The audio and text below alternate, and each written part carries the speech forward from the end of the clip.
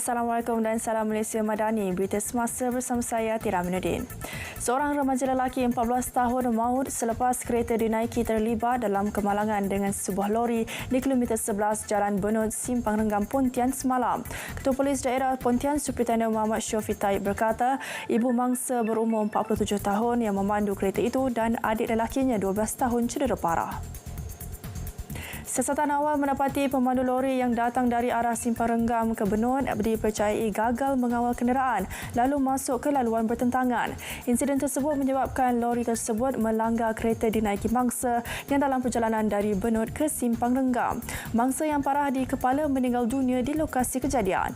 Kes disiasat mengikut Akta Pengangkutan Jalan 1987. FGP Ventures Sdn Bhd dikenakan hukuman denda sebanyak RM25,000 oleh Mahkamah Session Jenayah atas kesalahan menawarkan saham keutamaan boleh tebus Islam IRPS secara tidak sah.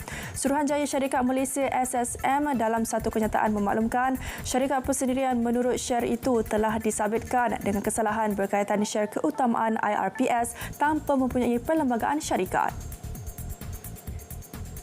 Menurut Seksyen 90-4 Akta Syarikat 2016, menjadi satu kesalahan apabila mana-mana syarikat persendirian menurut share membuat pengumpulan share keutamaan tanpa mempunyai perlembagaan syarikat.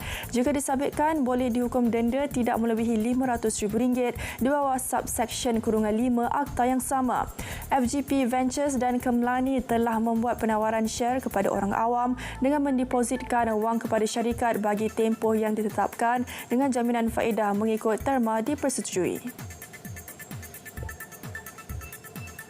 Tempahan inap desa homestay di negeri Melaka meningkat hampir 105% bersempena sambutan Tahun Melawat Melaka 2024 TMM 2024. Peningkatan itu berdasarkan tempahan di 135 inap desa di seluruh negeri itu pada 2 bulan pertama tahun ini berbanding tempoh sama tahun lalu.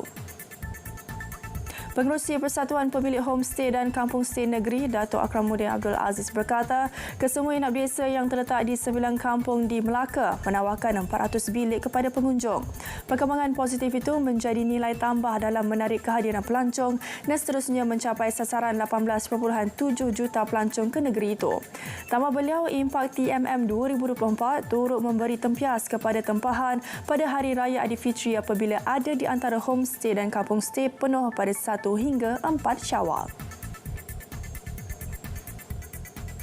Bank Simpanan Nasional BSN menerusi BSN Care menghulurkan sumbangan sebanyak RM50,000 kepada Bengkel Pusat Jahit Komuniti Lembah Subang.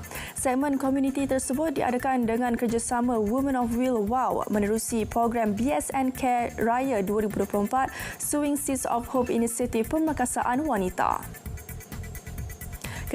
Ketua Eksekutif BSN, J. Karya berkata, program Julung Kali diadakan itu bertujuan membantu menyediakan peluang pembangunan bagi wanita untuk menjana dan meningkatkan kestabilan punca pendapatan keluarga. Matlamat utama BSN Care adalah membantu wanita dari golongan B40, terutamanya kepada mereka yang berpendapatan isi rumah di bawah RM2,500 sebulan. Sebanyak 200 helai baju raya hasil tangan 11 tukang jahit dari Pusat Jahitan Komuniti Lembah Subang turut diagihkan kepada komuniti yang layak. Kapal kedua flotila yang membawa bantuan kemanusiaan ke Gaza berlayar dari Cyprus semalam. Ini selepas penghantaran terakhir melalui laut tiba lebih 2 minggu lalu. Hampir 400 tan bantuan sedang dibawa ke Gaza oleh 2 badan amal iaitu World Central Kitchen yang berpangkalan di Amerika Syarikat dan Spanish Open Arms dari Sepanyol. Flotila bersama 2 kapal itu meninggalkan pelabuhan Larnaca selepas usaha diplomatik oleh Cyprus untuk cuba membuka koridor maritim ke wilayah itu yang dikepung tentera Israel sejak Oktober tahun lalu.